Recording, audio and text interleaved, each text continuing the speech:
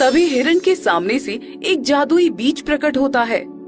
ये जादुई बीज तुम ले जाओ और अपने आंगन में लगा दो। ये तुम्हारा दुख दूर करेगा और सोने की सब्जी देगी। इससे तुम बहुत अमीर हो जाओगे।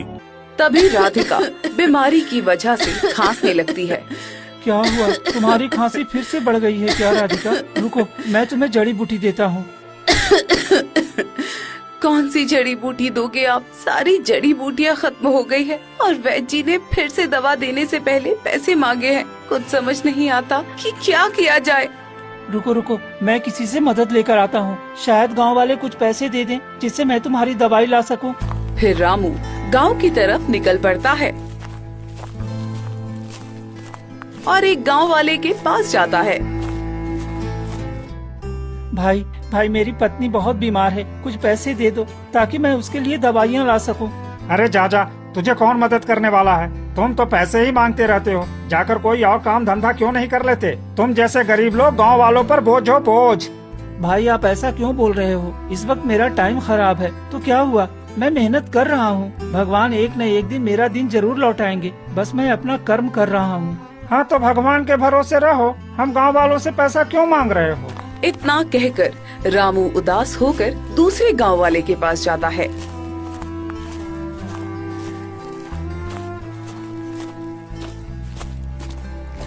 भाई मेरी पत्नी बहुत बीमार है, कुछ पैसे दे दो ताकि मैं उसकी दवाई ला सकूं।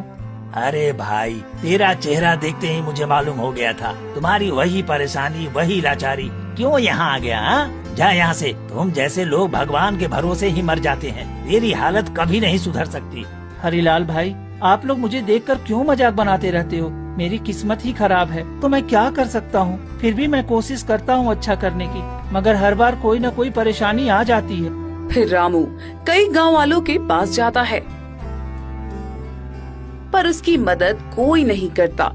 रामू उदास होकर घर लौटता है और मन ही मन सोचता है, मैं और मेरी फूटी किस्मत, लगता है कभी मेरा पीछा नहीं छोड़ने वाला।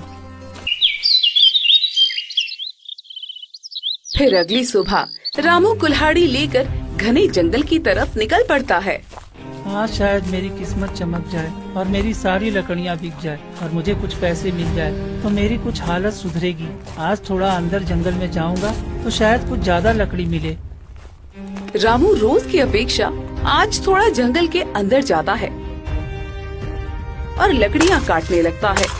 तभी एक रहस्यमयी आवाज आती है। आओ मेरे पास आओ, मैं तेरा किस्मत